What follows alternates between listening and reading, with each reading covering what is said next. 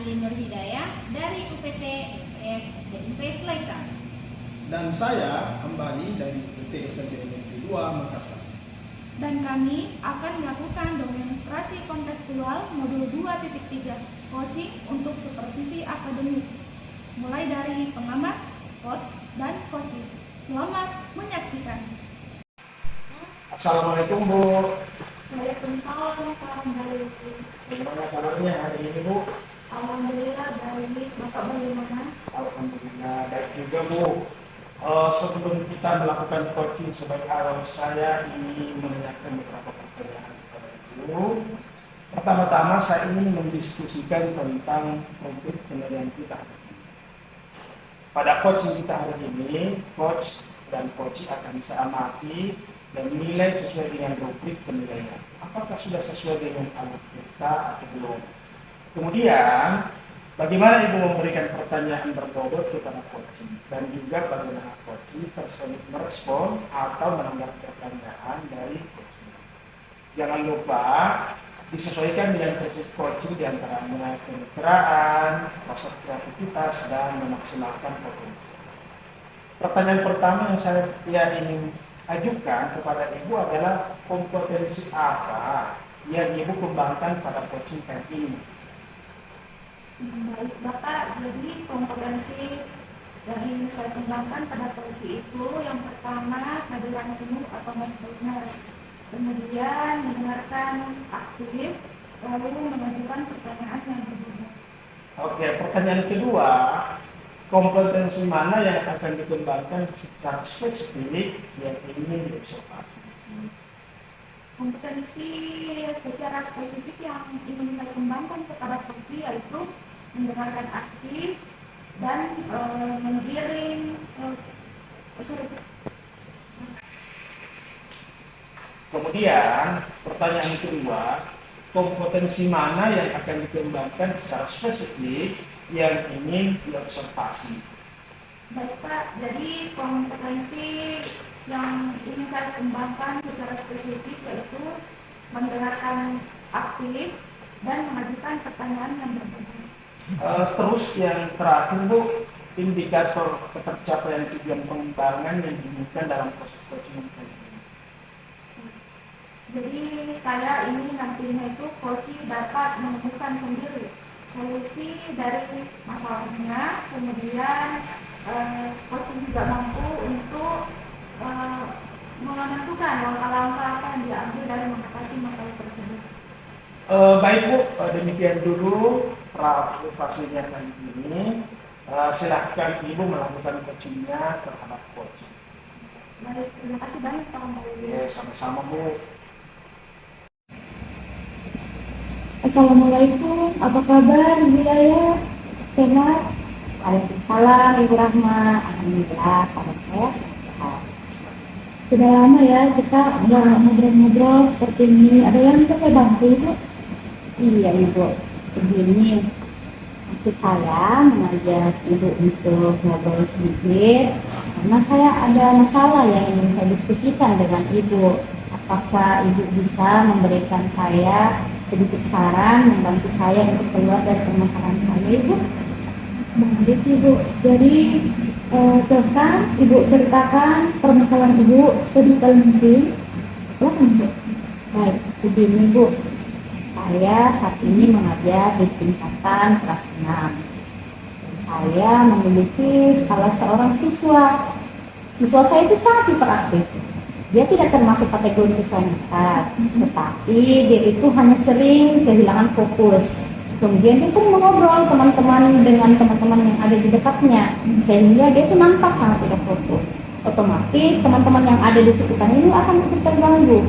Dia sering ngobrol di waktu yang tidak tepat. Misalkan ya Bu, pada saat saya serius mengajar, malah dia asik ngobrol, mengajak temannya untuk berbicara, sehingga saya kelebihan energi untuk mengatasi siswa tersebut. Energi saya terkuras untuk mengaktifkan bagaimana mereka bisa aktif di dalam kelas, begitu Ibu. Jadi saya kadang bingung bagaimana cara mengatasi anak yang interaktif tersebut.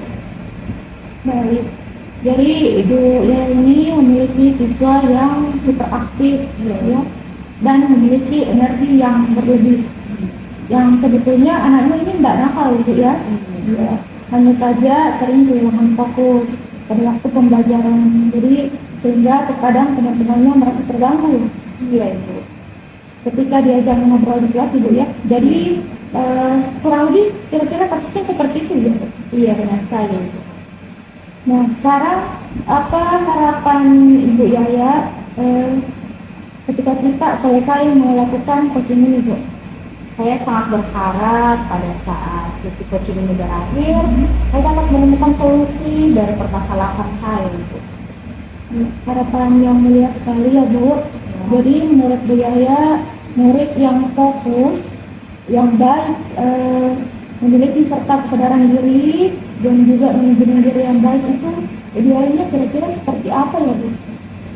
Menurut saya Ibu, ketika siswa itu memiliki kesadaran yang baik, dia tuh harus paham betul dia itu berada di posisi di mana pada saat itu.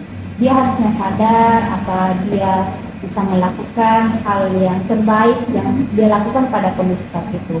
Pada saat belajar dia harus belajar, pada saat jam istirahat dia bisa bermain dengan teman-teman. Seperti itu Bu yang saya harapkan, karena salah satu indikatornya yang saya anggap itu siswa fokus ya siswanya itu bisa mindfulness pada saat saya mengajar dalam kelas. Menurut saya setuju sekali ya Bu dengan pendapatnya Ibu Yaya. Jadi dari pandangannya Ibu Yaya sendiri itu tentang kondisi ideal murid dan Ibu harapkan itu memiliki fokus kesadaran diri atau mindfulness yang baik. Nah, selama ini apa saja yang telah Ibu Yaya lakukan untuk mengatasi masalah tersebut? Iya, jadi selama ini saya selalu mengingatkan ke siswa saya tersebut, mengingatkan ketika siswa saya kurang fokus. Kemudian saya nasihati Ibu, ketika kehilangan fokus saya nasihati, saya dekat secara personal. Kemudian saya jelaskan bahwa perilaku yang telah Nandaku lakukan itu kurang baik untuk diterapkan di dalam kelas karena bisa mengganggu rekan-rekannya atau teman-temannya dalam kelas pada saat pembelajaran. Baik Ibu. Jadi sebetulnya langkah-langkah yang Ibu lakukan itu dari menasihati, mengingatkan, menegur sampai memberikan kepercayaan mungkin Ibu ya sebagai murid Ibu sendiri sebetulnya itu sudah betul ya Bu. Tapi dampaknya mungkin belum signifikan. Nah, berarti ini ada hal-hal yang perlu Ibu lakukan. Nah, jadi bagaimana menurut Ibu kira-kira? Mungkin saya bisa menerapkan pembelajaran sosial emosional mungkin Bu ya? Bisa. Jadi Ibu Yaya ketika Ibu Yaya memikirkan pembelajaran sosial emosional itu menurut Ibu, seberapa penting pembelajaran sosial emosional dalam pembelajaran kita ini? Menurut saya, Ibu, ketika siswa itu mengintegrasikan sosial emosional di kelas Ibu, anak-anak bisa mampu memahami kesadaran dirinya. Ya, paham betul dia posisinya ada di mana pada saat itu. Dia bisa menempatkan dirinya, di mana dia berada, momen-momen tepat, dia melakukan sesuatu sehingga dia bisa memanajemen dirinya pada saat itu. Saya setuju dengan yang Ibu paparkan terkait fungsi pembelajaran sosial dan emosional. Kemudian jadi dari pembelajaran sosial emosional itu anak bisa mengenali kondisi emosinya, bisa menunjukkan kesadaran diri dan manajemen diri yang baik ya Bu. Mungkin ada alternatif lain yang bisa Ibu lakukan untuk mengatasi atau membantu murid Ibu.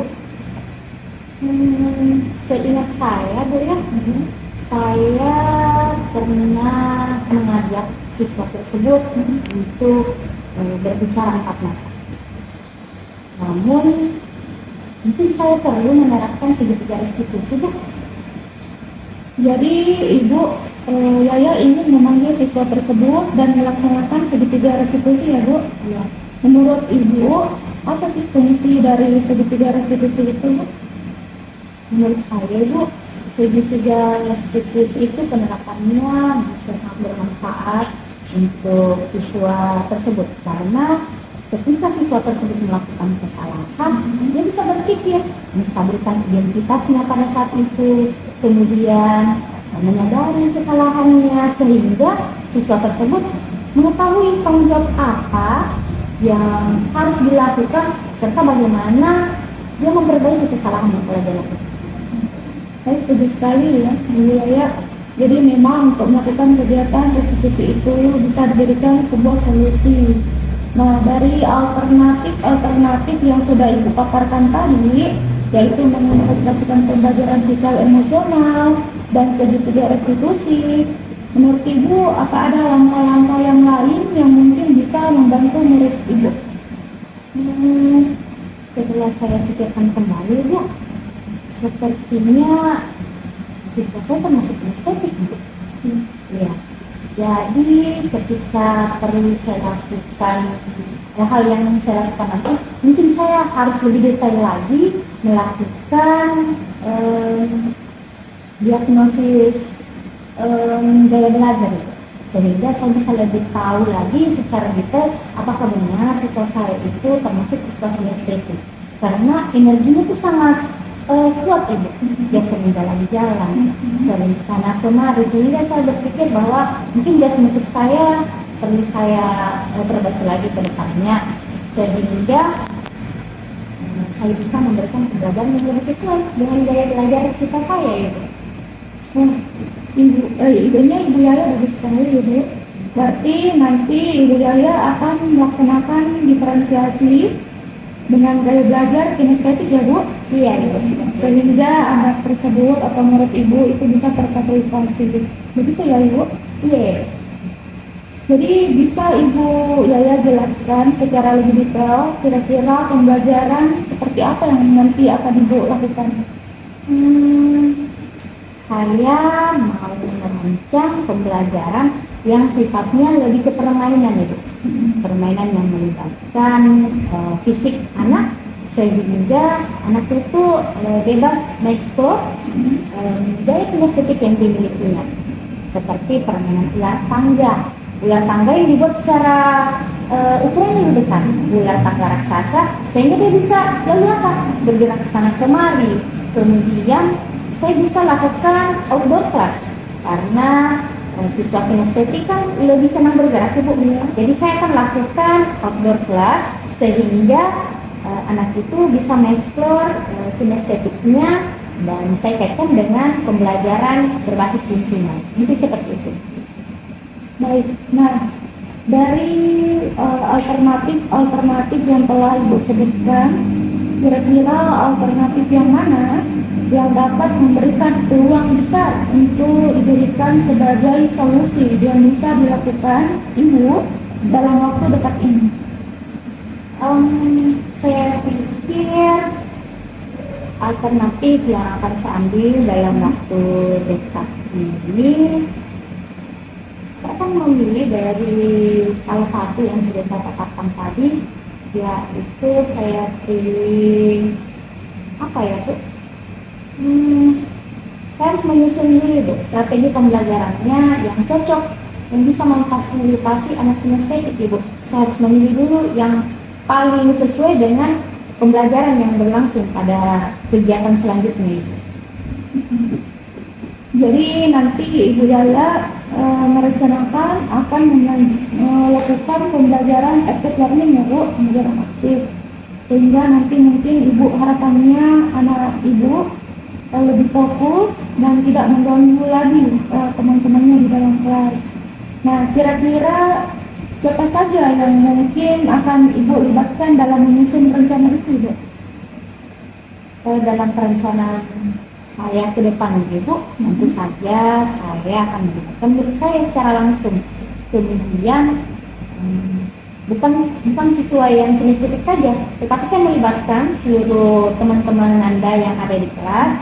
Kemudian saya mungkin bisa meminta bantuan dari rekan sejawat saya, Ibu, karena ini kinestetik, jadi saya mungkin akan melibatkan rekan sejawat saya sehingga bisa memaksimalkan kegiatan yang saya lakukan. Jujur saja, Ibu, karena kegiatan ini berbasis aktif. Jadi saya butuh bantuan dari rekan sejawat saya, terutama menghadapi scientific itu. Mantap sekali ya Ibu. Jadi saya sangat mendukung rencana dari Bu Yaya. Jadi semoga rencana aksi Bu Yaya nantinya bisa berjalan dengan lancar. Tetap semangat ya Bu, tetap optimis, jangan ragu untuk maju ke depan. Nanti kita akan merencanakan coaching kedua setelah Ibu melakukan rencana aksi yang tadi sudah Ibu paparkan ya. Siap Ibu, saya lebih semangat karena telah diberikan dukungan dari Ibu. Semoga apa yang solusi yang telah saya dapatkan dari Ibu bisa saya laksanakan dengan baik. Iya Bu, sama-sama. Jadi Ibu Yaya jangan sungkan-sungkan nanti untuk bercerita lagi pada sesi coaching selanjutnya ya Bu. Kalau begitu, saya pamit dulu Ibu. Terima kasih atas sesi coaching yang telah dilaksanakan. Terima kasih atas bantuannya Ibu. Assalamualaikum warahmatullahi wabarakatuh. Waalaikumsalam warahmatullahi wabarakatuh. Baik Bu Rahma. Bu Rahma sudah melakukan coaching ya tadi bersama Ibu Yaya. Alhamdulillah sudah Pak. Sebelum penutupan ya Bu, saya ingin menanyakan beberapa pertanyaan itu pasca presentasi. Yang pertama itu, apa saja yang Ibu Rahma sudah lakukan pada saat melakukan coaching terkait indikator ketercapaian yang Baik, jadi di coaching ini saya sedang melakukan coaching dengan alur kita dengan menanyakan tujuan, identifikasi, rencana aksi, sampai tanggung jawab. Melalui alur tersebut bisa menggali coaching untuk menceritakan masalahnya dan menemukan solusi terkait dari permasalahan yang coaching alami. baik Bu, Bu Rahma menurut saya sebagai observer, proses coaching tadi antara Bu Rahma dan Ibu Yaya sudah berjalan sesuai dengan alur kita, dan juga Bu Yaya sudah berusaha menggali dan memberikan pertanyaan kepada Ibu, sehingga Ibu Yaya bisa menemukan solusi dan permasalahan. Dan coaching tadi sudah dilakukan juga sesuai dengan prinsip coaching. Pertanyaan terakhir ya, Bu, kompetensi apa lagi yang ingin dikembangkan berdasarkan hasil coaching yang baru saja? Baik, jadi kompetensi yang ingin saya kembangkan lebih dalam lagi atau lebih jauh lagi yaitu memahami lagi proses kita sehingga saya dapat melakukan coaching jauh lebih baik lagi dari proses yang sudah saya lakukan sebelumnya. Begitu ya Bu. Semoga kedepannya kita dapat melakukan proses coaching dengan lebih baik lagi. Mungkin demikian observasi kita kali ini. Semoga bermanfaat buat kita. Saya tutup. Assalamualaikum warahmatullahi wabarakatuh. Waalaikumsalam warahmatullahi wabarakatuh. Demikian video dari kami. Semoga bermanfaat. Salam guru penggerak. Tergerak, bergerak, Menggerakkan. Assalamualaikum